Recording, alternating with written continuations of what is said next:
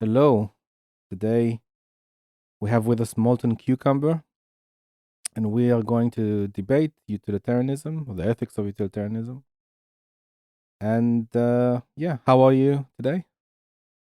Pretty good. How are you? Good, good. So, your position is utilitarianism. Is that just vanilla utilitarianism? Is there a world before utilitarianism that like specifies it in a particular direction?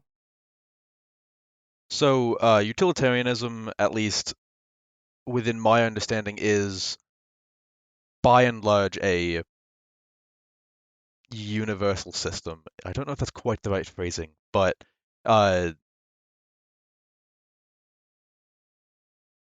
it is like there is not something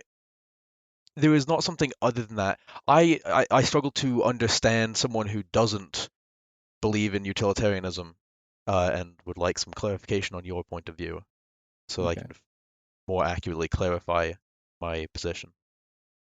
Well, my position would be a sort of ethics of ethical egoism, so specifically rational self-interest.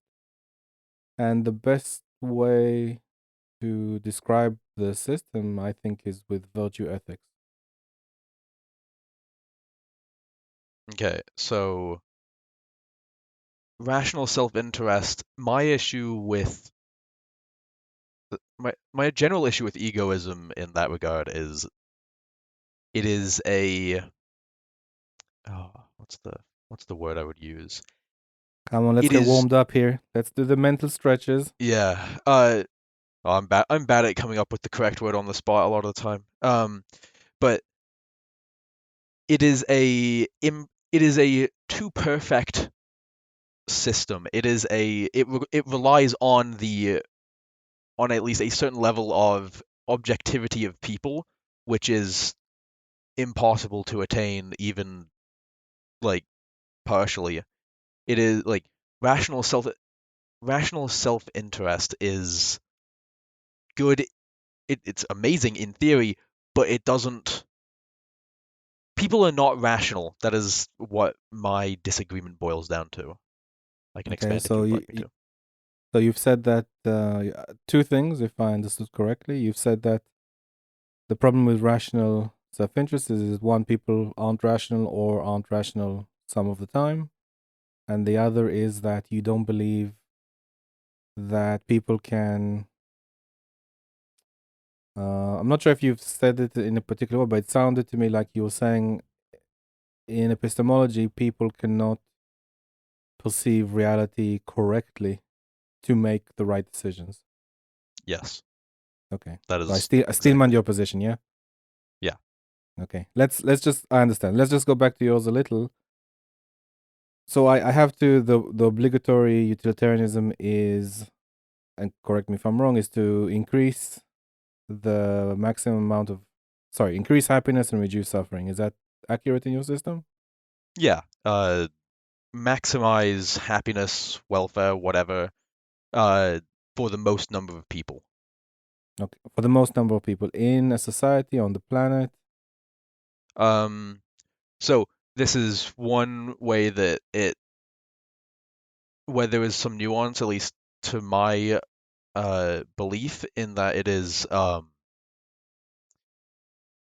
would say planet wide because I mean beyond that, like on a universal scale, but like that's that's irrelevant.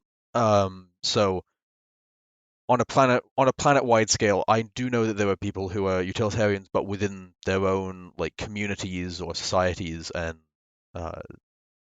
and to some extent, even something like egoism it is still utilitarianism, but with the community reduced down to one, yourself. Yep. The one is the smallest minority. Yep. Um, Let me just check a few things here. And so we've said utility. It sounded to me like ideally for society, but in general, you'd be happy if everyone is happier and less suffering. Yes, on the Yeah. planet. Okay. So I would take, just as like an abstract example, I would take half the planet being a bit happier than, like say the 1% being way happier. Okay. And well, I see your point.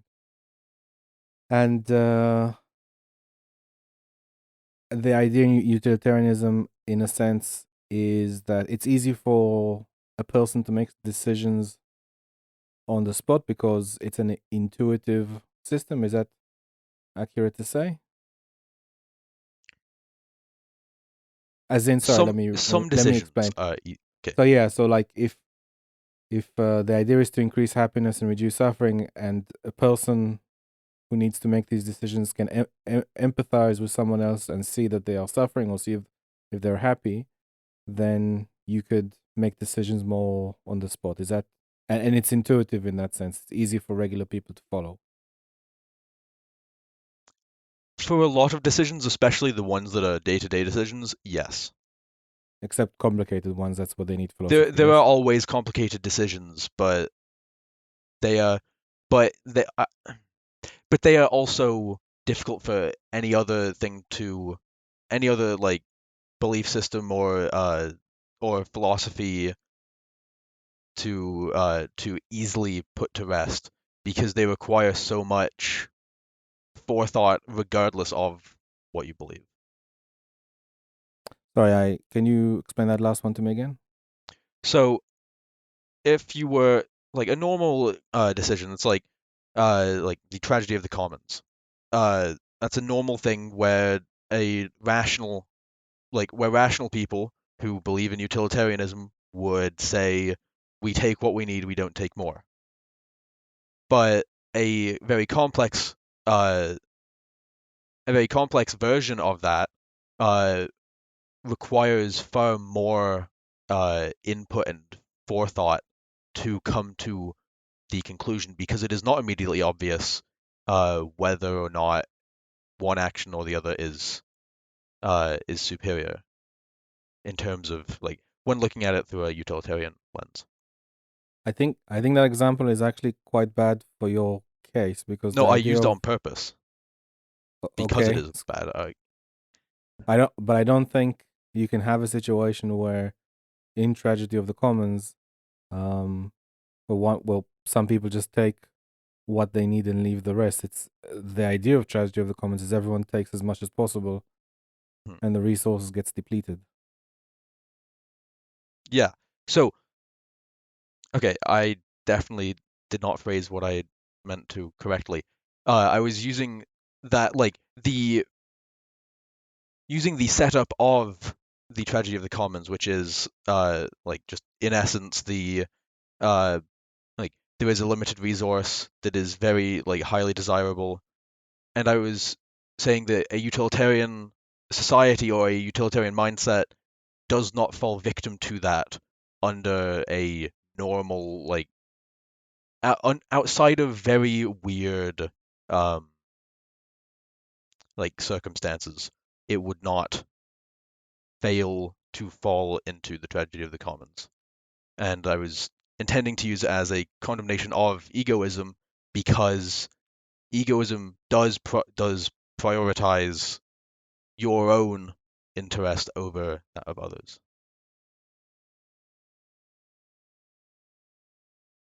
Do you think the tragedy of the commons is a good concept for utilitarianism necessarily? Because it seems like it's more The tragedy of the commons is egalitarian, if anything.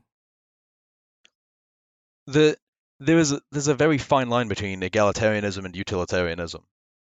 Okay, so some I mean, it depends on the utilitarian, but yeah, I feel that it is connected. Yeah, they are highly connected.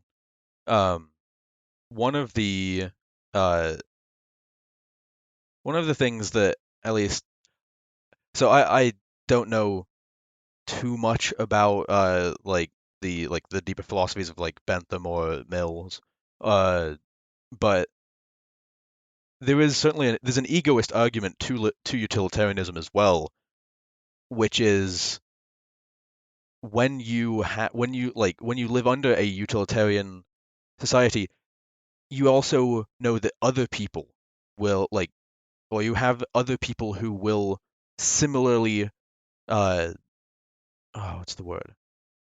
Help. Sacrifice, yeah, help, but Sacrifice. No, no, you can use that word as much as you like. Yeah, sacrifice. Go ahead. That's a very they good will. word for my side. Go on. No, I know. Yeah, help is better. I was gonna say sacrifice like time and resources, but not in No, a no, I like it. I like it. Sacrifice is yeah. very good. It's a it's an apt word, but it can have but it has very negative connotations. Anyway, but they will similarly help. In like under egoism, all it takes is you to fail once, and no one else has a moral obligation. Uh, uh, no To one else help has you? a yeah. Yeah. No, no one They else has a don't moral obligation. That's right. yeah they don't have to help you. They They don't have to help might you now. choose to, but if they did, that is a utilitarian view of egoism. That is a what is the Well, I don't necessarily agree with that. If they choose to help you, then they get something from, or at least the way I would see it, they get something from the process of helping. So, if, for example, my wife needs help with something, it's not like I'm being altruistic or being utilitarian. So, I want my wife to be happy.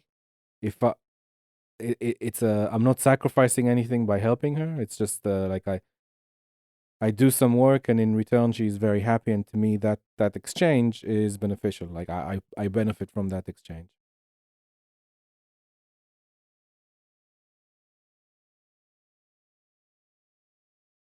Or let's look at it in a different way. Like let's say I have children, which I do. Let's say I want to go to the cinema, but instead I have to stay home and babysit the kids.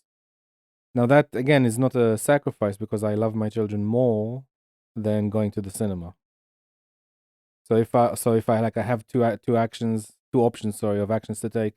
One is going to the cinema and one is staying home with the kids babysitting. Then ultimately, on my hierarchy of values, I choose my children as to be higher, and therefore I benefit more because I love my children more, and it's more beneficial for me in the long run, or rationally more beneficial. so are you saying that that is that an egoist action? Is that what like an ideologically pure egoist would do? Um, I mean, it's I'm not sure if I think you're using egoist in a more ancient Greek kind of sense, but the rational self-interest, yes. If I chose to have children, and if I'm happy to child rear, and I'm happy to or like I get pleasure from it, and then in the future when my children are grown up, I have a family and I'm immensely happy that I chose to do that, then yeah, that is self-interested. Sure, sense. Absolutely. So that kind of falls under what I was saying, which is uh, egoism via utilitarianism, or possibly vice versa. It is utilitarian. It is utilitarian in nature, like the actions you take, but uh, it is a very like selfish motive that causes you to do it. In this case, it is your own happiness that Well, if you phrase utilitarian as whatever you do to get more pleasure, and whatever you do to reduce pain, then you could apply that very broadly to many things. I would say that it doesn't apply in the context of me doing something for the benefit of society, because here maybe having children does benefit society, but that's not the reason why I chose to do it. Um, and yeah, I mean, utilitarianism typically. is an outwardly kind of morality. I mean, you yourself already know what gives you more pleasure, what gives you more pain. You could say like if if there are rules to follow or principles to follow in your morality that should you encounter like a complex situation, the rule will help you come to a better decision. But I'm not sure if that's the utilitarian you're speaking of. So I'm trying to I can think of ask some how more to. questions about utilitarianism if you'd like. I'm trying to think about how to phrase my response.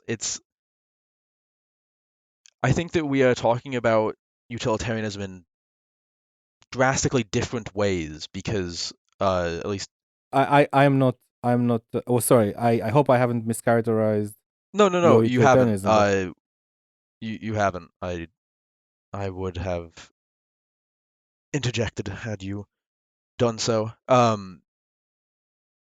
It is it is more for me that so utilitarianism uh is like following the theories that prescribe actions to maximize happiness and well-being for all affected individuals. That yes. is the definition that I just pulled up. It is because that's going to be better than what I Okay. could Let me say. let me let me ask. While you're pulling that up, I do need to ask. There has been like some evolution in utilitarianism, and I do believe there's a difference between utilitarianism now between rule utilitarianism and act utilitarianism. So I just wanted to know if that is part of your philosophy. Not especially. I am not a. I haven't. Uh, I haven't read all that much. I've read like some. My very limited knowledge of utilitarianism comes from reading Bentham and a little bit of John Stuart Mill. Uh, Okay, and so like Bentham was the founding father of utilitarianism. certainly was. Um, so let's ask you about the flavor of utilitarianism that you've already added, which is egalitarianism. Within your morality and this, outwardly, you know, view towards society, where do you think egalitarianism plays a role in your utilitarianism? Egalitarianism is one of the best ways to achieve the maximization of happiness because it is inherently the grand well it is inherently the granting of certain universal rights, to boil it down. Um, Okay. it is like that.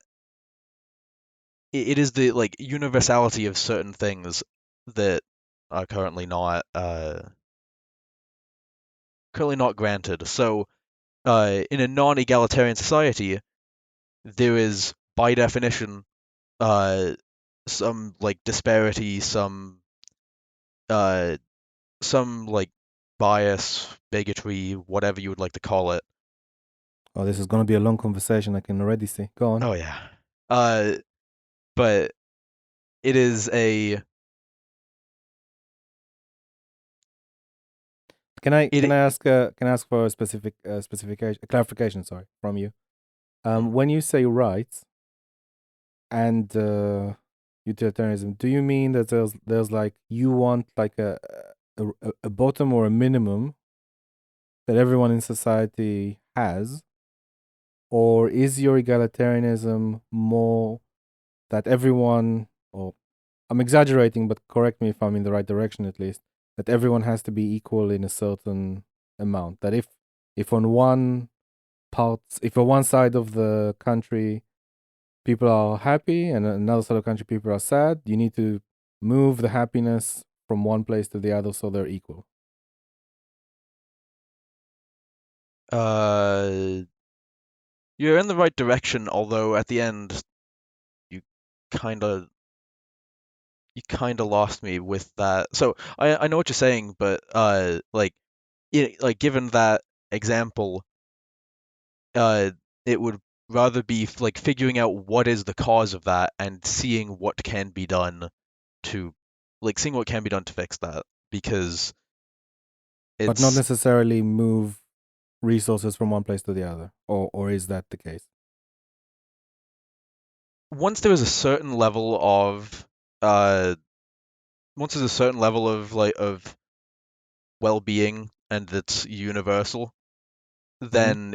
then I would start to cut back on the amount of reallocation purely out of like purely out of a pragmatic issue. In an idealistic world, yeah, I would move resources around, but W- would the end? I understand what you're saying. So there's a minimum, and then maybe there's diminishing return potentially. But if you did have a magic wand, would you make everything equal? yes. Well, equal in what sense? You tell Because me. so I would make everything equal in the same way of like equality of opportunity. So, and I mean like proper equality of opportunity, some not whatever the bastardized notion of What is the equality of right notion? opportunity. Sorry. Everyone's Um, starting at the same position. yeah, so it's starting in the same position, the same opportunities. It would be uh like equalizing access to necessities, equalizing access uh to all sorts of things like that that are necessary and drastically change the outcomes. So, uh, like I live in the U.S. and for example, university. Good universities here cost insane amounts of money, and I don't think that the amount of money you have should be a determining factor in whether or not you are permitted to enter like a nice school. Mm-hmm. Do do you think? Well, I have a comment about that, but I don't think it's the right time for it. Go ahead. No, no, it's will lead us off in a different direction.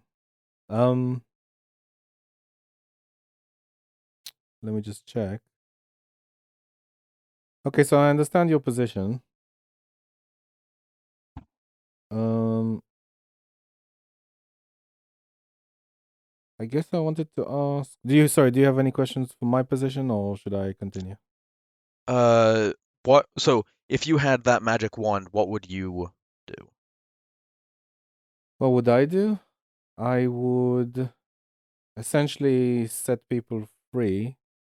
I would give everyone as much freedom as possible in the sense that um, liberties that other people cannot interfere in your life and you can't interfere with theirs.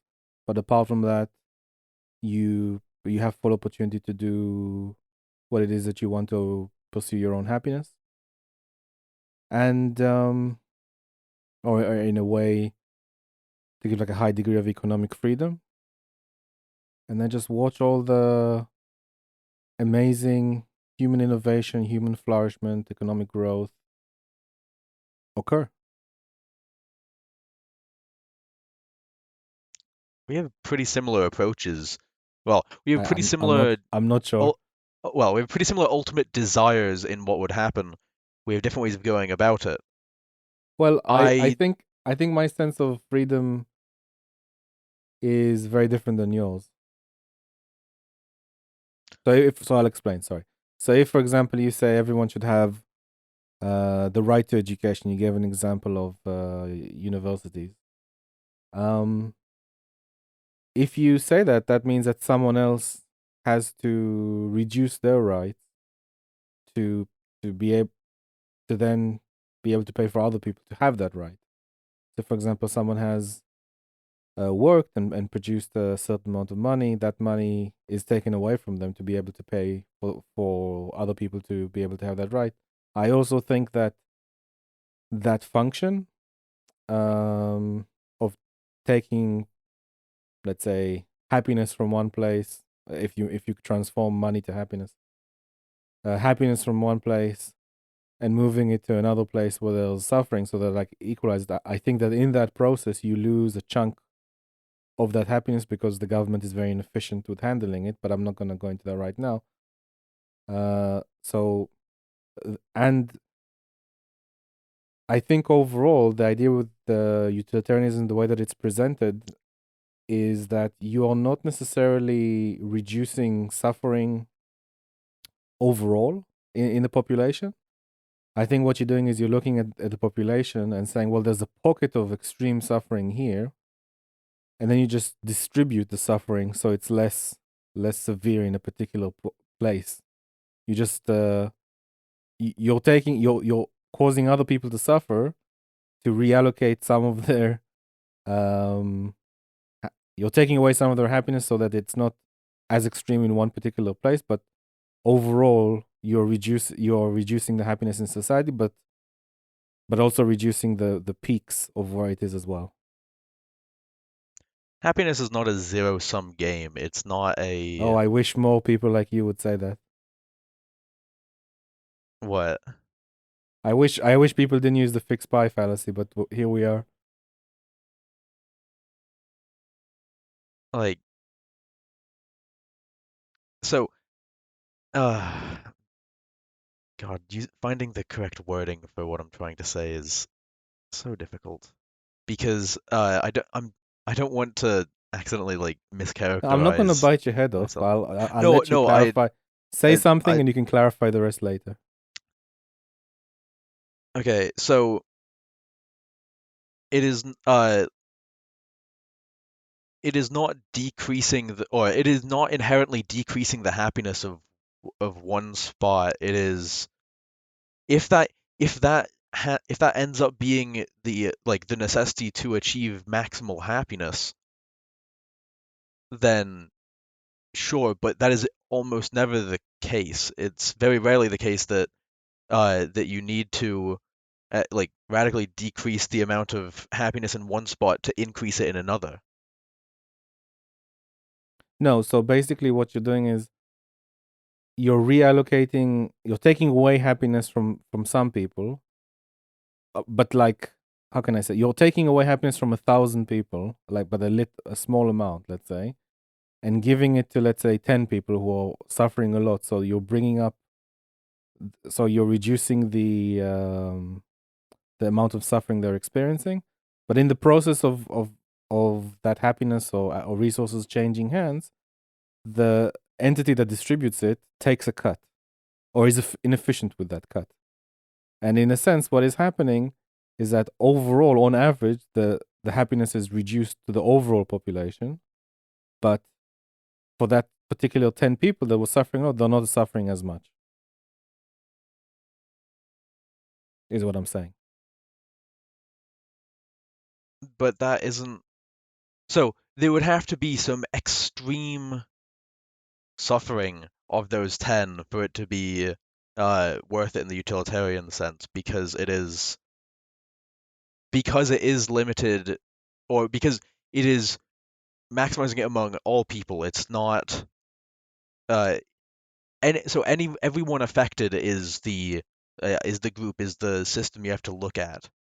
And in this case, it is that thousand it's that thousand or 1,010 people that you're looking at, and the amount of suffering for those 10 to be going through for you to be for it to justify taking from those 1,000 is ridiculous. But also, it is that it's not a zero sum game because it's not a like if it's a zero sum game, then utilitarianism is almost rendered ineffective because the whole point is that you are looking for whatever is most effective for most people, and it is looking for that maximization of happiness and minimization of suffering. But if the amount of suffering and happiness is constant, that is never going to change. Well, even in a sense, there is an element of zero sum game because you're distributing something from one place to another for you to max. Unless I misunderstood what maximizing utility means. So, if for example you say, well, some people you even mentioned like the 1% and the 50%. Say Mhm. for example you're taking resources, or you're saying the 1%, they're not benefiting from the resources that they have because there's a margin utility benefit or diminishing return on what they have. Therefore, I'm going to take it away from them and put it from somewhere else. That is a sort of zero sum game that it's like a fixed pie, and we're moving, and the pie is unbalanced or unequal, and we're taking some places where it's too high and giving it to it's too low. If there's the concept of it's not a zero sum game, and people can create their own pie. For example, people can create their own pies. Then perhaps you could say we're just gonna give them the options to create as many pies as they want, and that would be what we want. We want to remove all the obstacles from them to make as many pies as they can.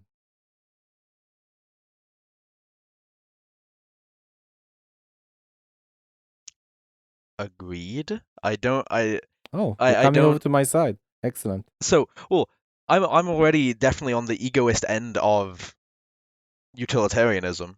It's Okay. I'm not a ultra hardcore defender of, I don't know, redistributionism. I think it's good, at least to some extent, but I think that equality of opportunity is the best way to realistically achieve that, because there is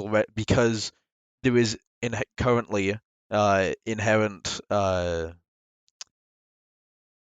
inequalities and disparities in the systems and powers that be, that cannot be. Hold on. So you said a few things there. So what would be the utilitarian answer for reducing inequalities in the system, and what would be the utilitarian answer for reducing, and let's see if I phrase this correctly, the powers that be, or the powers that be have. So it's more equal, I suppose. What is the utilitarian or egalitarian approach? Sorry, to those two problems. The egalitarian approach is the equality of opportunity. Uh, Right, but be- can you give me a practical example, please? so uh, so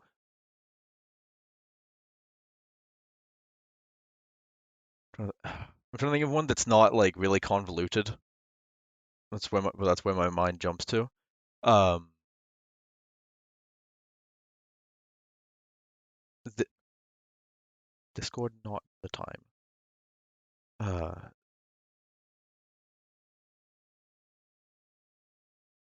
the egalitarian answer is, I can you say it again, but use more words to like clarify a bit? Sure. Um, what? So we don't have equal opportunities between, uh, let's say, minority or minority groups, inequalities between minority groups, Hmm. and we don't have equality, or we have, I suppose, an imbalance of power given to the powers that be. So you'll have to explain that a bit further. And I was asking, what is the utilitarian practical solution for, or egalitarian practical solution for those two things? Or an example, just so we understand better.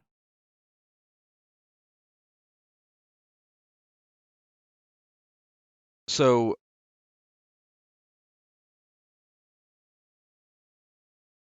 uh, disclaimer: I am a socialist, and to Mm-hmm. my understanding, which is admittedly, I'm not, I'm no Marxist scholar, nor am I a professor of Spit it out, man. philosophy.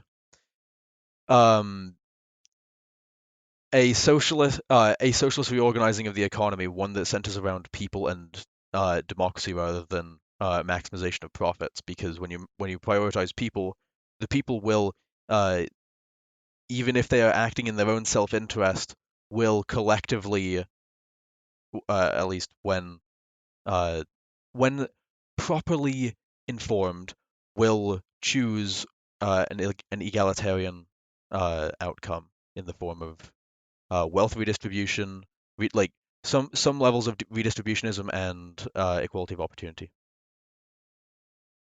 Okay, so we've jumped quite far from egoism to even welfare and rights like education and stuff like that, to full on socialism and full on restructuring of the system. Quite a big leap. It is. Is there nothing? And this is the final step.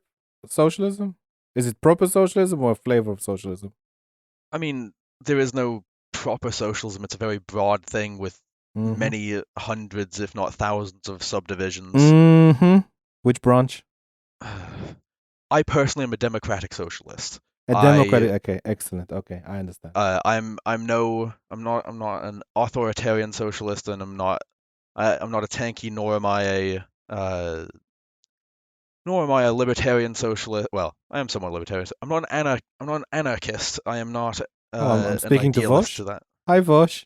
uh, Actually, Libertarian he socialism. was he was the first person to introduce me to other branches of socialism uh beyond those two. I have since moved far beyond him. I find him incredibly annoying now, but that's besides the point. Um, Let me see if I can summarize your position. So, both to solve the imbalances of power and to solve the lack of opportunities for minority groups, the solution is to redistribute all of society's, specifically means of production across all of society, democratically and equally. And I assume that would mean that each business would have to be a co-op and democratically run co-op, and that is the true or final way of solving of utilitarianism. it is not the so it is not the only method of it's not the only utilitarian organization of an economy. It is the most realistic one and the uh, easiest to maintain, because most of the others rely heavily on good faith actors and people who will voluntarily choose to be as people who will voluntarily choose to be egalitarian, who will act in the best interest of the many, not themselves or the few. Right, but you would agree that you are forcing people into this structure, economic structure. You think it's for their own benefit, but you don't know if they agree. Yes. Okay. So Yeah, it's can I ask, should you force people to do your definition of good? uh no. I don't think you should force anyone to do much of anything. Um You are here. no. So I I what's the I don't want to just like ramble, because I am very prone to doing that when asked questions like this. Gonna have to do something. Yeah. I'm just trying to think through my thoughts, and it is not Blurt it out and then easy. see if it was the right one. Oh, that's not a smart idea, but sure. I hold many different views, especially some that are at least somewhat contradictory to others. But at least within my own understanding of things, there is some level of cohesion that allows for it to be maintained. In this instance, it is a uh, Is this on the topic of force? yeah. So it is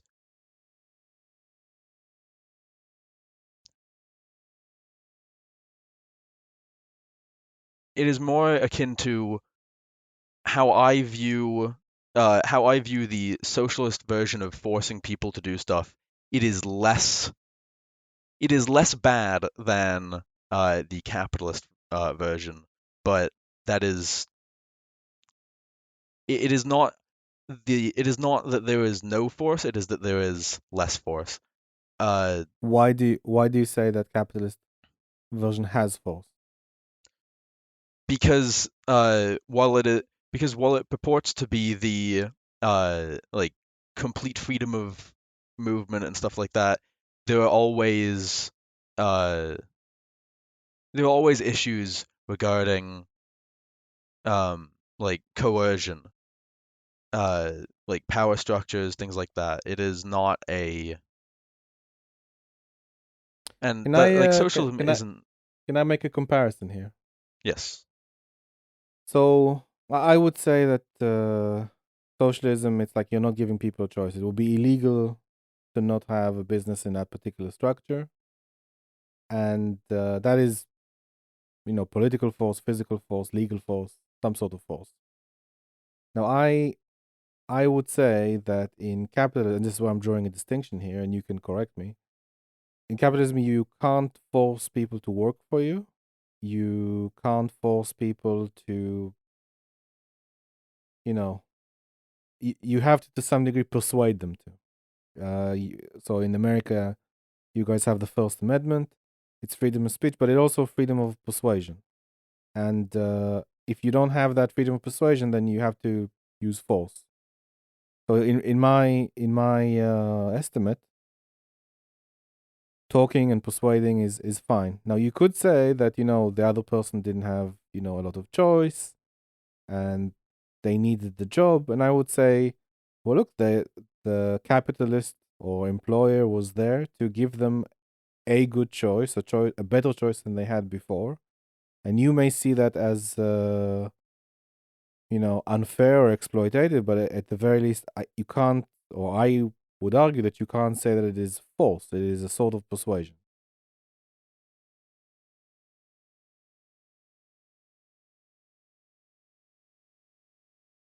I don't disagree. I Okay. I oh, man, this is what I get for. I'm not gish galloping you, am I? No, no, I know. If you were, I would have called you out on it. Okay. I'm I don't have much to say because I don't disagree with most of what you said. We have different views of what is good Right. and right, and that Do you is logically agree with what I've said? yes.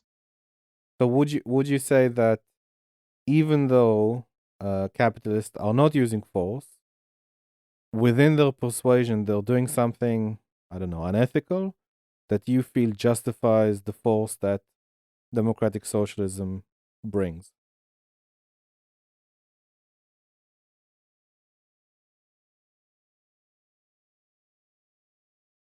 I mean, yes, there's the coercive factors. There's a myriad of issues that with capitalism. Uh, Oh, hold on, let's just stay. I'm sure you have a myriad of issues, but let's focus but on with one like thing at a time with because the choice with I know with the choices like okay. there. Sorry, no, I think I interrupted you. No, no, go ahead. What is the myriad of problems? So with like the hiring like process within capitalism, which Hmm. seems to be what you were talking about, Well, I mean, like the equivalent of like sure. Let's give an example, and let's give like a. I'll give an example, and you tell me where you think something goes wrong. Yeah. yep. So let's say, oh, I don't know. I have a factory for school bags, and I'm doing okay. School bags, business bags, stuff like that. I'm making it and selling it, and people like it. I'm getting a lot of orders, and I choose. I say to myself, look, it's too many orders. I'm going to hire some help. Put a sign on the door, help needed. Advertise in one or two places. I don't know, 3, 5 guys like apply. I choose one. Show them like the ins and outs of the business a bit. Have I used force or coerced them? Bearing in mind, I'm telling, look, business is from this hour to this hour. Lunchtime is this. I need you to do these things.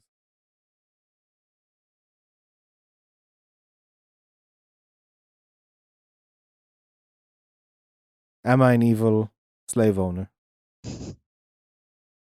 Oh, you laugh, but that's a legit Reddit comment. Oh God. Ugh. Yes. Am I I coercing someone? despise. Yes, they have to wake up in the morning. They'd rather play Call of Duty late at night, and they have to wake up. Evil Oh yeah. So evil. The PZH telling them worst. to wake up at a regular, at a certain time of day and come to work. God. They do. Worse I than do pay Hitler. them. Jesus. I don't have Yeah. a No. problem with paying them, Yeah. and they take the money and everything, and I make more bags, nice bags, yeah, with zippers and whatnot, Ooh. and Fancy. shiny bags. So where is the coercion now? Look, I'm not saying that all of the economy is this example, but I think it's a fair So example of. so there is no issue with that. Especially if the uh, a small part of me is saying that the issue is like the hierarchies, blah blah blah. Well, there Like is a hierarchy. I'm above him. the yeah. Well, But to like be honest, that's I'm not sure if that's necessarily true, but when he comes to work, I do tell him what to do. I'm not trying to be mean about it because I just need to focus on making more bags. It's not yeah. anything No. personal. I know that part of me uh is requesting that I say that, but like it's not. I do not necessarily have an issue with that. With that, it is the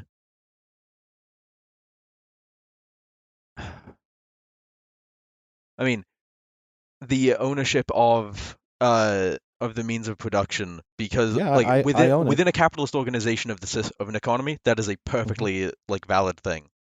Uh, like that is one of the best ways to go about it. I'm sorry, I'm not understanding. So I'm the boss. I own the Mhm. means of production. My worker does not. I do pay them, right? They're not getting any shares in my business in this particular context, but I just need to make more bags, and I need the help. I still do some of the work. I'm still in the place. I do still make bags, but I now, you know, Yeah, and within a maybe offload capitalist some work to the worker. yeah, and within a capitalist organization of the system, that is a perfectly valid thing. That is not a bad thing. You didn't do anything. If I were a capitalist, I would say that that is a perfectly ethical thing to do. Right, and I also gave the guy an opportunity to make some money, right? Yeah. So before I offered the job, there was no job, and I was doing. But if for example I didn't make the bag shop or bag factory, then the job wouldn't be there for someone to earn a bit of money and gain a bit of on the job skill training and stuff like that. So it's not entirely bad. It's a I think it's a trade, like a fair trade. I mean, yes, I'm telling them what to do during the day, but it's because I need to make more bag, not because I like to whip them or anything. I could make So, whips probably with the same material as the bag and whip the hmm, the employees, but I won't do that. you could make a fortune making the Kevlar bags that some places in the US have started doing. Kevlar bags for bulletproof. Yeah, because of school shootings, they have made bulletproof Oh, are bags. you serious? Aha. Oh my god. Oh yeah, no, the US is so fantastic. I love living here. Okay. I don't know about let's Yeah, forget that. sorry, deviating. Completely let's bury that information Yeah. entirely. Um yeah, okay, so I make regular faux leather bags, yeah? Uh Ooh. Faux leather is fake leather, and that's all I do for school and for business. Sorry, you said it's fine. We're agreeing that this is fine. In a socialist, In a in a socialist socialist economy, economy, would I be able to hire workers? you can hire workers. But they would become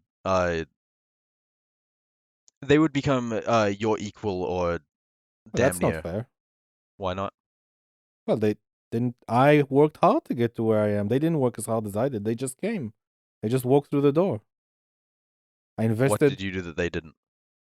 Well, I put my capital and everything. I saved money from my previous job in savings, and I opened my own factory and shop. I found products that people like to buy. Otherwise, I would be starving and out of business if my products didn't sell. I was able to be successful this whole time, and now they're just walking through the door and taking. If that is the case, then I'm only hiring partners. I'm only hiring people that come into the business with £20,000. Have like their own, that are very experienced in this area. Otherwise, I'm not hiring just kids. No way. Uh, I guess. I Yeah, like, so the kids are screwed because the conditions for hiring are severely increased. yeah. Well, I just realized that we managed to maneuver our ways onto that. Do you want to Back go to back to utilitarianism? utilitarianism? Yeah, sorry. Sure, I don't. sure. So with regards to force and coercion, we'll put a pin in that. Mhm. But let's go back to utilitarianism. Um, what? Well, the good. So we're obviously moving in the direction of how utilitarianism affects political life. Yeah. Mhm. So we said, would you say that democracy is an offshoot of utilitarianism? Yes. Could you link the two? When given when given a choice, people will choose to act. Well, a lot of people will choose to act in their own self-interest, but when enough people do that, and there's only a certain number of options, they will by like by virtue of that come to the conclusion which has the most benefit for the most people. Huh? I'm not sure. No, that. Wait, hold on. So I, Wasn't the idea of democracy that a group of people would come to a reasonable group of people would come to a better conclusion on how they want to be yeah, sorry, led that or how they. I guess I completely misspoke. Yeah. Sorry, go Uh, ahead. no, yeah, that is what I meant to say. I guess I just completely messed up my delivery. That's what I get for doing this when I'm tired. But uh, Are you tired? It's 5 p.m., 6 p.m. it's six, it's 6 p.m. Yeah, I have an awful sleep schedule. I see. Is that to do with the oppressive capitalist that makes you sleep badly? No, it's with my myriad of mental health issues, which no one forces on me except myself. Okay, fair enough. Um, so let's say that utilitarianism and democracy are linked at the very least. Like you presented a situation where democratic socialism would be like a more utilitarian slash egalitarian society. Um, would you say that in this, I'm gonna try to make a point, but it will take me a while to get there. In this democratic socialist country, would you accept immigrants? Yes, Would you give them the rights and benefits that you give every other citizen? yes, Okay. Do you think that would cause issues in the country? And because you have a limited amount of resources, the citizens would vote against doing that. No, not unless there was a very high amount of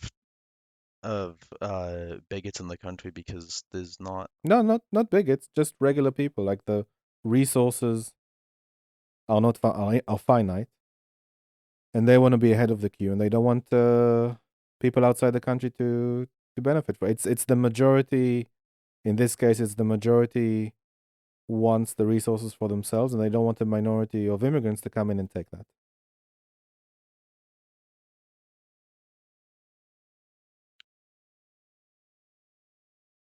I mean, if it was if it was an incredibly isolationist country, I could understand that. But in I'm most just countries, just on the philosophical point of view.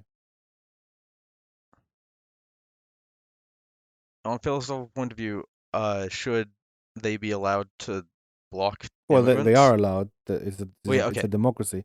I'm saying, would you think it is a likely scenario to happen? Just in an in an abstract way.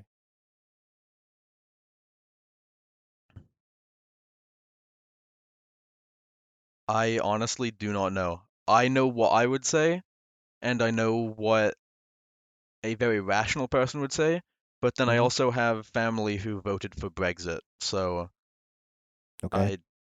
I and also like I also live in the US. We just had a president whose campaign was basically I will shut down our borders. Like Yeah. I By I the don't way, know how it would go. in the U.S., once upon a time, people from Mexico came, like I don't know, 100 and something years ago. People came in and out of the country to work like unrestricted. Hmm. No one minded. It wasn't even 100 years ago. It was like no, almost, but it was like 80, 90 years ago. And then it was 100 years ago was when it was like properly free, and then the US started using like gasoline and Zyklon B to clean them when they came across the No, no, border. no, not in that context. No, I know. In the context of before, there was a very large market, and they needed workers, Mm-hmm. and they didn't have any benefits to speak of. And then at some point, more and more benefits were introduced, and more, let's say, unions were trying to protect their own members. And then at some point, borders were erected, and it wasn't. I don't know. It wasn't as welcome as it is. And I would say, like from a philosophical point of view, political science point of view, sorry, that benefits or the rights that you mentioned, like free education, as an example. I'm not saying that they would receive it automatically, but in general, social benefits and immigrants are on opposite side of the spectrum. Meaning, you can move the spectrum from one side to the other, be on the spectrum from one side to the other, or even in the middle. But typically, they are opposing. So, if, for example, I were to say your country is rich, but other people around the world are very poor, from a utilitarian and egalitarian point of view, why don't you send money from the country to those people who are poor in other countries? That doesn't seem fair. Why doesn't it seem fair? That you don't send that money. I mean, let's say you're a Oh, first world rich I country. would 1,000% be in favor of giving aid to foreign No, countries, not especially. aid. A vast majority of your money. So let's say the whole planet, right, is you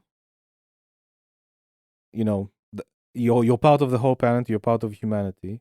Your country is relatively rich, and it needs to give, I don't know, 70-80% to poorer countries because they're vastly poor. They live less than $1 a day or $2 a day, right? And people in your country do $30 a day. Let's say $30 a day.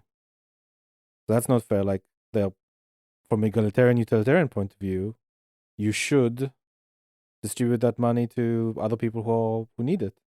They are just outside the country. Yes. You agree, but you know it's not possible. So conflating money with happiness and prosperity is not exactly accurate, but uh, I will. But it is understandable. It is a if the money was guaranteed to increase their happiness, I would say absolutely hell yes. If the money was a substitute for that, uh, Right, but the people in your country won't agree to it. They won't agree to send a large portion of their even if you oh, have worker we're owned. talking about we're now talking about the theoretical democratic socialist state. Yeah, I suppose. I mean, if you let's say tax heavily the worker co-ops and then you send the money abroad, they won't agree to that. And let's say let's go back a step back to the immigrants. Is an immigrant coming into the country like fresh, as they call it, fresh off the boat, joins a company? Are they now part owner of that co-op? Yes. Straight away, the people won't agree.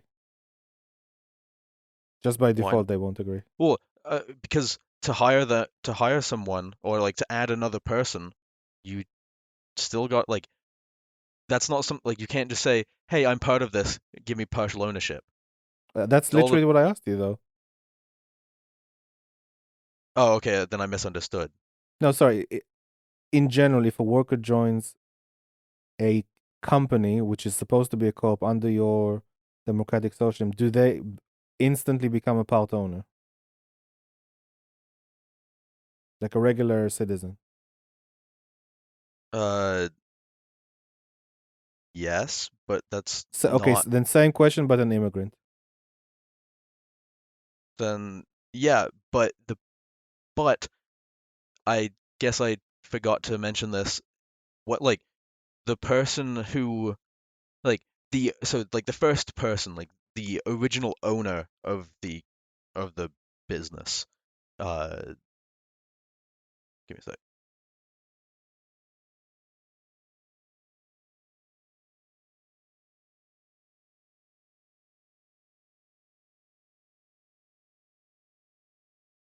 Okay, I have to go. I have to go for dinner in a minute. My boyfriend just came and said hello. Um, Hey, boyfriend, uh, so what's up, stud muffin? No, just kidding. Sorry, oh, continue. he would find that hilarious. Um, Okay. Yeah, I heard that.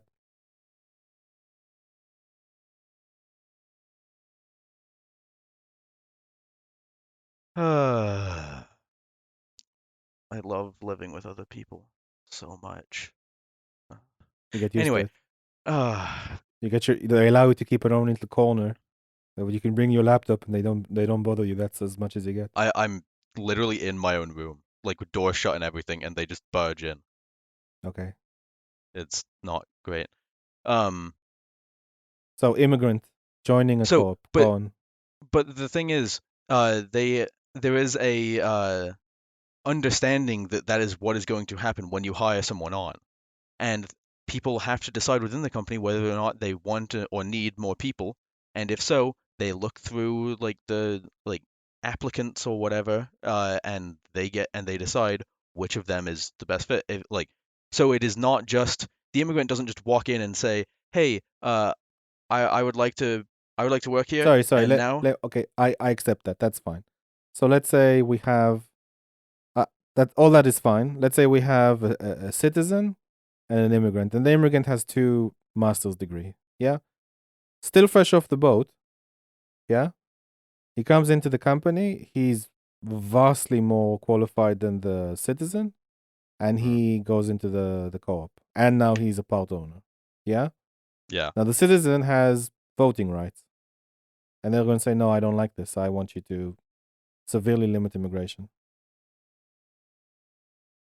This is my country, so on and so forth, and I want to be ahead of the line than people from other places, even if they're widely more qualified than I am. I don't care."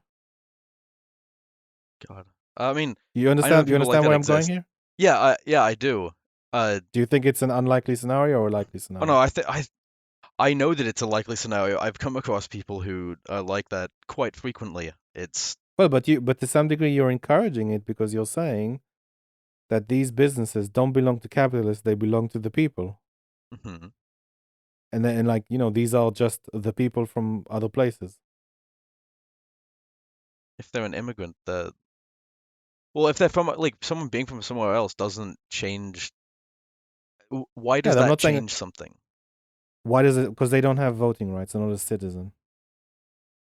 Oh, I thought we were talking about citizens. Okay. I mean, I they may get it at some point. I'm just saying, like, if like a citizen or even unions that stop immigrants from coming in and hurting their members. And people will stop immigrants coming into the country in general when there is more social benefits given provided in that country. They'll just, and I'm not saying everyone's a monster, but like just from their own incentives. You probably heard like old people in the NHS waiting in line saying, "Oh, the reason why I'm waiting in line is because there's immigrants," right? That's not I have a heard foreign. that, and I have heard That's that, not a and foreign that. concept to you, yeah? No, I know. So I guess I was being a bit too idealistic and also somewhat forgetting that people are idiots and It's not that uh, people are idiots, though. Molten y- cucumber. I'm just saying, it's like you're lining up a certain set of incentives for them, and some people maybe are less charitable, or but at the very least, like it's definitely the way you set it up. It is.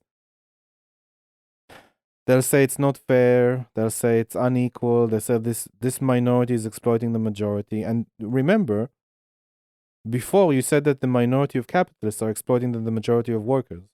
mhm. So you set it up in a particular way. That's my issue here with utilitarianism and egalitarianism. Now, I'm just going to let you. I could discuss a bit more, but there's two things. Are you need to leave? Yeah, Yeah. right away Uh, or 5 minutes? no, I got 5 minutes. Okay, cool. So there's. I don't know if I'm able to discuss the epistemological points you raised. I would like to. I'll before then. I'll. Can I do a little experiment with you? Of course. Something in game theory. Ooh, fun. Like prisoner's dilemma. Yeah. Yeah. Okay, cool. So it's not prisoner's dilemma, but let's do it like this. So I spoke before when I spoke about ethical egoism, about trading versus, and you mentioned sacrifice. So this is a good example of what I wanted to discuss. So if two people trade, and the principle of trade is that you have to receive something better or of higher value to you than what you're giving up. Okay. So, for example, I buy I don't know, mobile phone and it costs 200 or let's say it costs 400, but to me it's worth 2000. Like me internally. Like if the phone was worth 1999, I would still buy it. Okay, but the price tag is 400, okay? Hmm. I pay 400, I get a phone internally. I'm just giving an example. Internally for that's worth to me 2000, but I only paid a fifth of that. Okay? So that it would be a Yeah. trade. So I've parted with my 400 because I felt that the phone was worth more than the 400, and the person selling it felt that the phone was worth less than the 400 because to them, let's say it cost 200 to make, and now they're getting 200 profit, right? But both of us benefited from the exchange. Yeah. Okay? Now that's one example. That's like an internal trade. I can actually show you a situation where, okay, let's do it quickly. Let's say I'm very good at making plates and you're very good at making teacups. Okay? But both of us need to make a certain amount of plates and both of us need to make a certain amount of teacups. So you're very good at teacups, and you're very slow at plates, but you still need to have, let's say, 10, let's say 15 plates and 15 teacups. But with the teacups you do really quickly and the plates you do very slowly. I do the plates very quickly, but the teacups very slowly. Still need 15 and 15, yeah? But if we were to trade, you could focus entirely on doing, what were you doing, teacups or plates? You're doing teacups, yeah? Hmm. So you could focus entirely on doing teacups because you're an expert at making teacups. I could focus entirely on making plates because I'm an expert in plates. And then we could trade the difference that you still need. And in that kind of exchange, you, as a division of labor, you specialized in making teacups. You made more teacups than you would have if you. I can show you in a mathematical graph, but you on average made, let's say, 20 teacups instead of 15. and I made 20 plates instead of 15, and I have 20. Well, let's say I have 20 plates, and you gave me 15, and you traded 15 teacups. I'm doing the math on the fly. And you have 20 teacups, and you have 15 plates. So you have the minimum plus another 5 teacups, and I have the minimum plus another 5 plates. So because we had that trade, wealth was created. Where it wasn't, just because the trade allowed us to specialize. Does that make sense? Yeah. So in those two situations, with the trade, there was a benefit overall to society. Like before there was, sorry, because of the trade, more wealth was created. You agree? Yes. Cool. Now, if in a utilitarian society, we talked about sacrificing. Say, for example, let's take religious society. Let's say that I'm encouraged to give as much as I can and not ask for anything in return. So let's say I give someone a large portion of my paycheck because I'm encouraged to in my religion, but I'm not expecting anything in return. Like I don't get from that particular trade. I don't get anything in return. At the very least, you could say right away. But I've just given a lot, and I've sacrificed. Now I have less money to spend on other things, and overall, from this trade, I've lost value. I've sacrificed, and I have less than I had before. So those are the conditions. One is a trade, and one is a sacrifice. In a trade, you create wealth. In a sacrifice, you lose wealth. With me? Yeah. Now repeat these two things a million times across a million people in a society. If you were to have, and correct me if I'm wrong here, if you were to have a society that is largely based on trade or entirely based on trade, then they would be very, very prosperous, right? Because they created more wealth than they did before. Mm-hmm. Yeah. If you have a society, a religious society, based on sacrifice, they won't be that wealthy.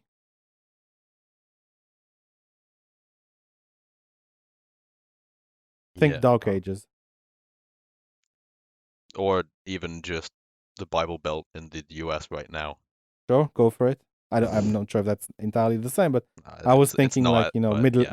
Middle Ages, Dark Ages kind of thing where Yeah. everything. What I was know. that? It was God doing something. Yeah. Okay, so Yeah. I'm just trying to show that systems that are based on trade produce wealth, and systems that are based on sacrifice reduce wealth, or just keep it static.